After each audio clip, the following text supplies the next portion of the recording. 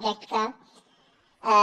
तो analysis of financial statement का मतलब है कि ये जो फाइनेंशियल स्टेटमेंट्स हमने पढ़ी, बैलेंस शीट है, प्रॉफिट एंड लॉस अकाउंट है, कैश फ्लो स्टेटमेंट है, हाउ टू एनालाइज इट। अब हमारे सामने ये डेट दी हूँ तो इनको कैसे एनालिसिस करके इनमें से कैसे हमने देखना है कि इस कंपनी के फाइनेंशियल पोजीशन में कमी हो रही है, बेहतरी हो रही है। तो एनालिसिस की जो बेसिक्स होती है, एनालिसिस का मतलब होता है कि आप income statement, balance sheet, statement of change in equity और कैश फ्लो स्टेटमेंट को एक खास पीरियड के दौरान उसको चेक करते हैं, उसमें इंक्रीज और डिक्रीज आइटम्स का चेक करते हैं और फिर देखते हैं कि इसकी क्या पैटर्न बन रहा है, क्या इसकी बेस पे कंपनी की फाइनेंशियल पोजीशन बेहतर हो रही है या खराब हो रही है। So what are the purposes of analysis? The purposes of analysis are segregated according to the interest involved in specific field. Primary objective इसमें हमारा ये होता है कि जो मेजर चेंजेस आ रही हैं due to the change in the different kinds of items of balance sheet और फाइनेंशियल परफॉर्मेंस, उसको देखा जाए। कंपनी की प्रॉफिटेबिलिटी में क्या चेंजेस आ रही हैं, कंपनी की लिक्विडिटी यानी कैश पोजीशन में, ओवरऑल कंपनी की एफिशिएंसी क्या है प्रोड्यूसिंग और marketing of goods and services. तो ये आगे मैं आपको पैटर्न बताता हूँ और कुछ फार्मूला यहाँ पे आएंगे। अच्छा, अब एनालिसिस करने के 3 टूल्स हैं। एक को कहते हैं हॉरिजेंटल एनालिसिस। हॉरिजेंटल एनालिसिस में कंपनी अपनी परफॉर्मेंस का यानी फाइनेंशियल कंडीशन का एक पीरियड से दूसरे पीरियड का मुआवजा करती है। यानी 2025 है तो 25 के डाटा का 2024 के डाटा से मुआवजा किया जाएगा और देखा जाएगा क्या हम पहले की निस्बत बेहतर परफॉर्म कर रहे हैं। एक दूसरा तरीका है वो है वर्टिकल एनालिसिस। वर्टिकल एनालिसिस में हम क्या करते हैं कि एक बेस स्पेसिफाई कर देते हैं सेम पीरियड की और उसकी बेस पे देखते हैं कि परफॉर्मेंस और फाइनेंशियल कंडीशन कंपनी की क्या चेंज हो रही है, बेहतर हो रही है या नहीं हो रही, और आगे चल के डेमोन्स्ट्रेट करते हैं। और तीसरा तरीका है एनालिसिस का रेशियो एनालिसिस, जिसमें हम कंपनी की की आइटम जैसे प्रॉफिटेबिलिटी है या और इस तरह की चीजें हैं उनको हम एनालाइज करते हैं। ये जो ऊपर हॉरिजॉन्टल एंड वर्टिकल एनालिसिस दिया हुआ है इसे कॉमन साइज एनालिसिस भी कहते हैं, ताकि और परसेंटेजेस हम कैलकुलेट करते हैं। अच्छा, अगर हॉरिजॉन्टल एनालिसिस की बात की जाए तो हॉरिजॉन्टल एनालिसिस में ये होता है कि हम कंपनी का जो डाटा हमारे सामने दिया होता है उसको इस तरह एनालाइज करते हैं। अमूमन 2 साल का डाटा होता है या ज्यादा सालों का, तो उसकी बेस पे हम एनालिसिस करके मालूम करते हैं कि चेंज कितनी है। मसलन एक सेल की फिगर है एक कंपनी की, 2020 में 216 मिलियन है और 2019 में 180 मिलियन है। अब हम कहते हैं कि इसमें चेंज कितना हुआ है, तो सेल चेंज हुई है 36 मिलियन से, ये सेल बढ़ गई है। तो परसेंटेज में कितनी चेंज है, हम 36 को डिवाइड कर देते हैं 180 से, मल्टीप्लाई बाय 100 से कर देते हैं, तो इसकी 20% सेल चेंज हुई है। ठीक है ना। इस तरह कॉस्ट ऑफ गुड्स सोल्ड है, इस साल कितनी थी, पिछले साल कितनी है, जो चेंज हुई उसका परसेंटेज निकाल लेंगे। तो सिंपली यहाँ पे परसेंटेजेस निकाल के हम कंपैरिजन करते हैं। जैसे यहाँ पे ये टेबल की सूरत में दिया हुआ है 19 और 20 का डाटा है, सेल रेवेन्यू का, कॉस्ट ऑफ गुड्स सोल्ड का, ग्रॉस प्रॉफिट का। तो हम डिफरेंस नोट कर लेते हैं कि दोनों सालों का डिफरेंस क्या है। जो डिफरेंस आए उसकी परसेंटेज निकाल लेनी है। यानी 36 है, 36 डिवाइडेड बाय 180 मल्टीप्लाई बाय 100, तो 100 के बेस पे हम इसे डिवाइड कर देते हैं। ठीक है।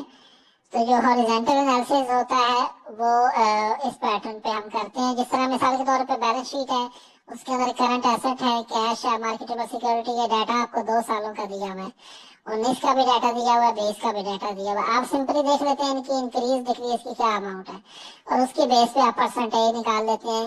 एक कैश जो है पिछले साल की निस्बत 25% बढ़ गया है, मार्केटेबल सिक्योरिटी 20% बढ़ी है, अकाउंट रिसीवेबल ये बढ़ी है। तो ये कैसे हमने मालूम किया, इन दोनों का डिफरेंस मालूम किया। मिसाल के तौर पे 12 और 15 का वो आया 3, तो 3 को डिवाइड कर दिया, 2019 की जो फिगर्स है उनसे डिवाइड किया, मल्टीप्लाई बाय 100 किया।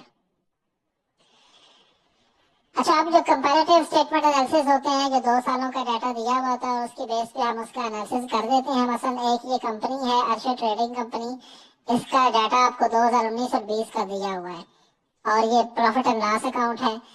अब आपने क्या करना है, चेंज मालूम करें कि इनमें चेंज कितनी हुई है। चेंज क्या है, 19 और 20 का जो डिफरेंस है वही चेंज है, तो उसको चेंज को आप नोट करते जाएं।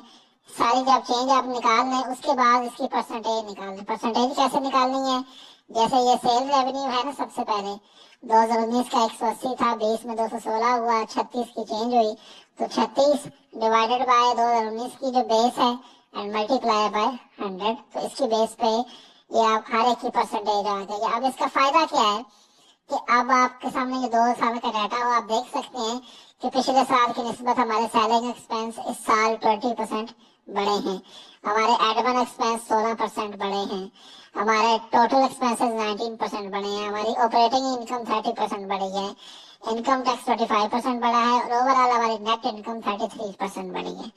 तो ये एनालिसिस के लिए ये टूल्स होते हैं, जब आप हॉरिजॉन्टल एनालिसिस कर रहे होते हैं तो एनालिसिस के दौरान आपको पता चलता है कि आपकी कंपनी की परफॉर्मेंस में क्या तब्दीली आई है।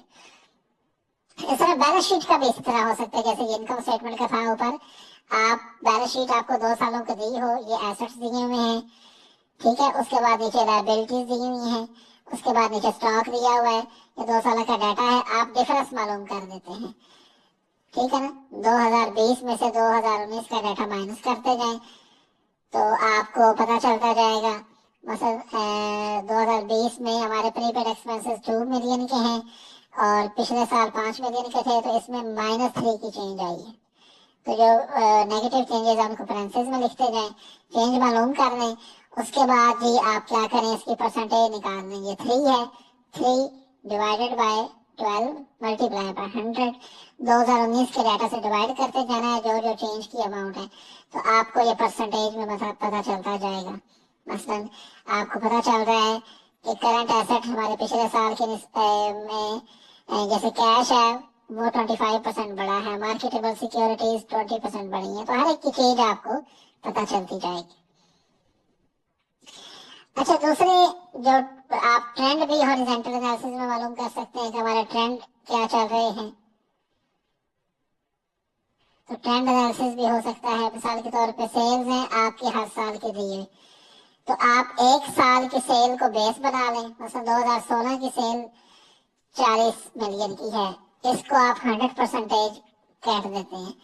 अब आप इसकी बेस पे अगले साल की परसेंटेज मालूम करते हैं, ये आगे 50, तो आप 50 जो इसकी निस्बत ये 50 बढ़िया, इसको आप 100 फर्ज कर देते हैं 100%, और इसका आप मालूम कर देते हैं 50 ओवर आप लास्ट ईयर की सेल कर देते हैं 40 मल्टीप्लाई बाय 100, तो 125% इसकी परसेंटेज है।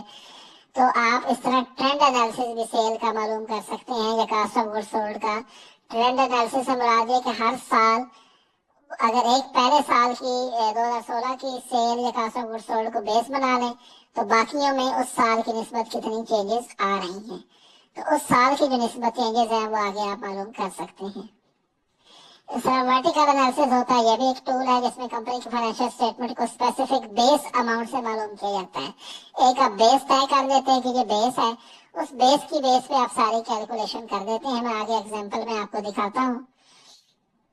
जैसे मिसाल के तौर पे ये कंपनी का डाटा है और कॉमन साइज वर्टिकल स्टेटमेंट हम बनाते हैं, ये कंपनी की प्रॉफिट एंड लॉस अकाउंट है। तो हम क्या कहते हैं, हम सेल रेवेन्यू को देख लेते हैं। सेल रेवेन्यू की फिगर है 1800, ठीक है। अब इस 1800 की फिगर को हम फर्ज कर देते हैं कि ये बेस है हमारी 100%, ये जो बेस रखनी है उसे 100% रखना है। अब कास्ट ऑफ गुड्स सोल्ड इसकी कितने परसेंटेज है, ठीक है, तो इसकी बेस पे हम मालूम कर देंगे।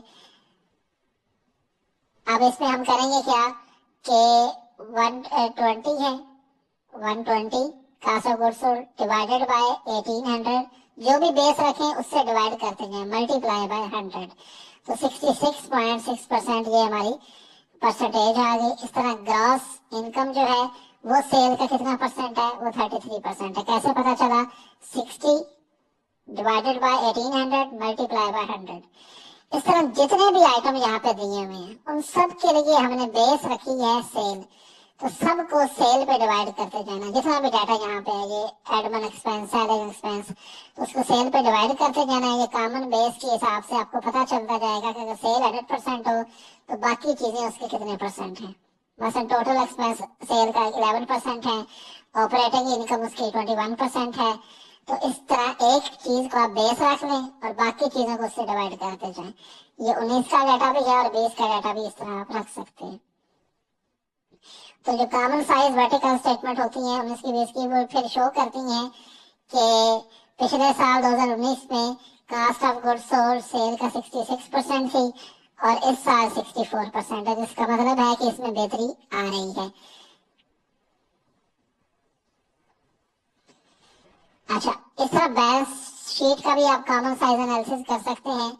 वो आप कैसे करेंगे, आप टोटल सेल्स को टोटल एसेट्स को 100 तय कर दें। टोटल एसेट्स जो हैं, टोटल एसेट हैं इस कंपनी के 178 2019 के डाटा में आपको टोटल एसेट है। अब जिस चीज की भी इसकी परसेंटेज मालूम करनी है, मसलन 12 है कैश, तो 12 डिवाइडेड बाय ये 178 जो टोटल एसेट है मल्टीप्लाई बाय 100, तो आपको परसेंटेज पता चलेगी कि कैश जो है वो एसेट का कितने परसेंट है, 6%। इसका मार्केटेबल सिक्योरिटी 5% है। Account receivable 50 divided by 178 multiply by 100, ये 28% है। तो इस तरह सबकी परसेंटेज हमने एक को बेस रख के मालूम कर दी और यहाँ पे बेस होगा टोटल एसेट्स। तो इसकी बेस पे हमने मालूम कर दिया कि ये मसलन ये व्हीकल्स हैं, ये एसेट के कितने परसेंट है, 4.94%। इस तरह 19 के डाटे में मालूम कर दी और 20 के डाटे में भी सेम वर्किंग कर दी। तो ये जो वर्टिकल स्टेटमेंट्स होती हैं, इनका बेसिकली मतलब ये होता है कि आप वर्टिकली अपने डाटा को एनालाइज करते हैं, आप एक को बेस तय कर देते हैं और उसकी बेस पे आप मालूम करते जाते हैं। इस तरह जब करंट लायबिलिटी और इनको मालूम करना है तो यहाँ भी आप टोटल इक्विटी को बेस रख सकते हैं और उसकी बेस पे टोटल इक्विटी प्लस लायबिलिटी को बेस रख के आप हर एक की परसेंटेज मालूम कर सकते हैं। नीचे कैलकुलेशंस वगैरह इसके दी हैं, आप देख सकते हैं।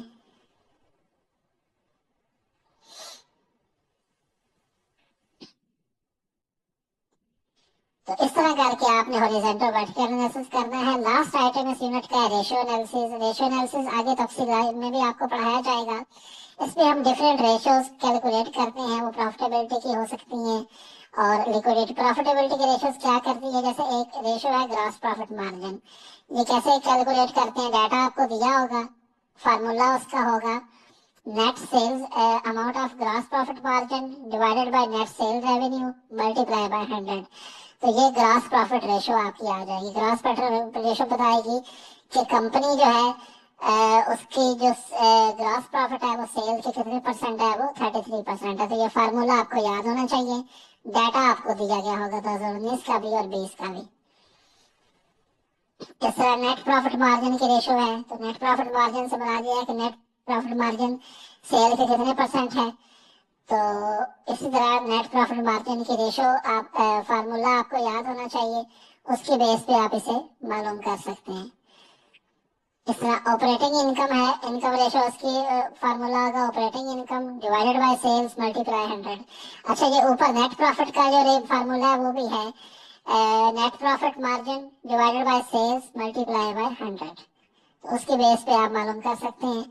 रिटर्न ऑन टोटल एसेट की रेशो है, तो इसका भी एक फार्मूला होगा।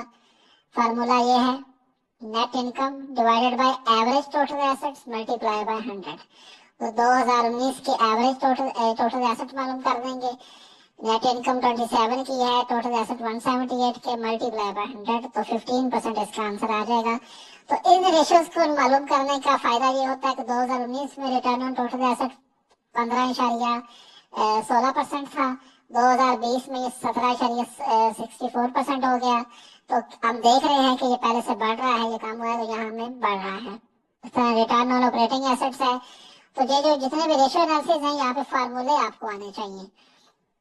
तो टोटल एसेट्स पे कितना रिटर्न है, तो रिटर्न ऑन ऑपरेटिंग एसेट का फार्मूला है operating income divided by average operating assets. उसकी बेस पे हम मालूम कर सकते हैं मल्टीप्लाई बाय 100। इस तरह ऑपरेटिंग एसेट्स की टर्नओवर आप मालूम कर सकते हैं। टर्नओवर से मुराद ये है कि ऑपरेटिंग एसेट कितने बेहतर यूज हुए हैं सेल्स को जनरेट करने में। तो net sales divided by average operating assets, यहाँ पे 100 से मल्टीप्लाई नहीं करेंगे और जो आंसर आएगा उसका मतलब होता है टाइम्स। ये एक्स लिखा हुआ, एक्स का मतलब है टाइम्स की इतने बेहतर ये इस्तेमाल हुए हैं। इस तरह रिटर्न ऑन इन्वेस्टमेंट की रेशियो है net income divided by average equity multiply plus long term loan multiply by 100। कि हमारी ओवरऑल जो इन्वेस्टमेंट पे उस पे क्या हमारा इनकम आई है, तो इस 2019 में 21% है और 20 में 26% है। तो रेशियो एनालिसिस के लिए आपको ये सारे फार्मूले आने चाहिए। इस तरह अर्निंग पर शेयर का फार्मूला है, एक शेयर के बदले में कितनी अर्निंग है, तो net income divided by number of common stock outstanding. Net income लिखेंगे और देखेंगे कि हमारे कॉमन स्टॉक आउटस्टैंडिंग कितना है, तो उसके बेस पे हम मालूम कर देंगे। फिर डिविडेंड पर शेयर, एक शेयर के बदले में कितना डिविडेंड है, तो यहाँ पे फार्मूला है propose dividend divided by number of common stock. तो जितने फार्मूले रेशियो एनालिसिस में आ रहे हैं इनको अपने पास देख लें, उसकी बेस पे हम फिर आप रेशियो एनालिसिस कर सकते हैं। तो ये फार्मूले आपको जबानी आने चाहिए। इस तरह डिविडेंड यील्ड रेशियो है, फार्मूला है dividend per common stock divided by market value पर कॉमन स्टॉक मल्टीप्लाई बाय 100। अच्छा, बाद रेशियोज हमारी जो होती हैं वो आप कह सकते हैं परसेंटेजेस में है, मोस्टली परसेंटेजेस में है। जो परसेंटेज में नहीं होती उसको फिर 100 से मल्टीप्लाई नहीं करते। इस तरह प्राइस टू अर्निंग रेशियो होती है, इसका फार्मूला है मार्केट प्राइस पर common stock divided by earning per share, के मार्केट प्राइस के हिसाब से हमारी अर्निंग क्या है वो ये डिपेक्ट करती है। तो यहाँ पे डाटा दिया। इस तरह कुछ लिक्विडिटी के रेशियोज हैं। लिक्विडिटी के रेशियोज आपको बताती हैं कि कंपनी के पास कैश की पोजीशन कितनी है अपने डेट्स पेएबल करने के लिए।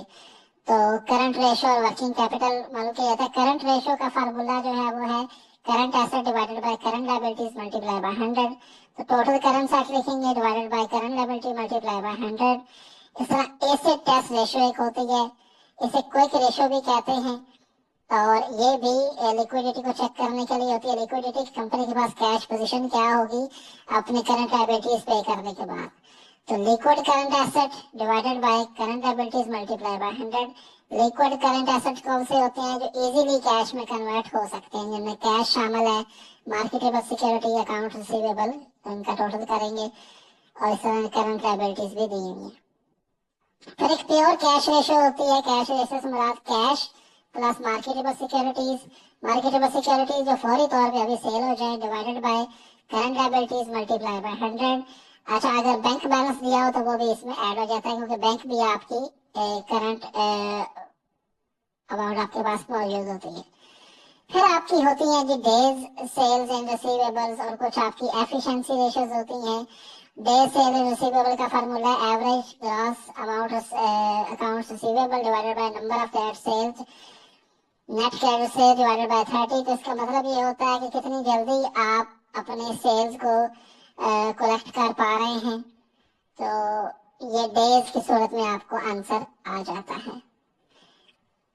फिर अकाउंट रिसीवेबल टर्नओवर रेशियो होती है कि कितनी जल्दी आप sales divided by average account receivable, आप ग्रॉस रिसीवेबल, आप कितनी जल्दी जो है अपने सेल्स को आप कलेक्ट कर पाते हैं फ्रॉम योर रिसीवेबल्स। इस तरह डेज सेल इन्वेंट्री, कितने दिन आपको लगते हैं इन्वेंट्री सेल करने में। Ending inventory divided by cost of sold और कास्ट ऑफ गुड्स सोल्ड को डिवाइड करना 365 डेज से। तो इस तरह करके इस यूनिट में फार्मूले दिए हुए हैं, इनको आपने फार्मूलों को अपने पास लिख लेना है और उसकी बेस पे आपने इंटरप्रिटेशन कर देनी है। डाटा आपके पास क्वेश्चन का अवेलेबल होगा। इस तरह डेट टू इक्विटी रेशियो है, इसका फार्मूला है long term debt divided by share holder fund. तो आपको पता चलेगा कि हमारे बिजनेस में डेट कितना है। डेट टू इक्विटी, डेट हमारे बिजनेस में फर्ज करें आंसर आता है 18.87% डेट है और बाकी इक्विटी है। तो इस तरह करके आप ये मालूम कर सकते हैं और आप इसका एक ट्रेंड देख सकते हैं कि 2019 और 20 के डाटा के बेस पे क्या ट्रेंड आ रहा है, क्या पहले से चीजें बेहतर हो रही है कि नहीं। ये जितने रेशियोज के फार्मूले हैं ये एक जगह इकट्ठे यहाँ पे दिए हुए हैं। इन फार्मूलों को अपने पास लिख लें ताकि आप इन डाटा को अच्छी तरह एनालाइज कर पाएं। ये फार्मूले आपको ज़बानी याद होने चाहिए जब आप ये एनालिसिस करने लगेंगे। तो स्टूडेंट्स, ये आपका यूनिट 8 और 9 थे। आप कोर्स आपका कंप्लीट है। आपने इन चीज़ों की अच्छी तरह प्रैक्टिस करनी है और प्रैक्टिस के बाद आप इनको अच्छी तरह समझ पाएंगे। प्रैक्टिस के दौरान आप इन फार्मूलों को लिखें, कैश फ्लो का फॉर्मेट बनाएं या बाकी जो बैलेंस शीट है इनकम स्टेटमेंट का फॉर्मेट बनाएं और खुद से लिख के इसको सॉल्व करें ताकि आप मैक्सिमम मार्क्स ले पाएं। फिर भी आपका कोई सवाल हो तो आप इन कमेंट सेक्शन में पूछ सकते हैं। Thank you.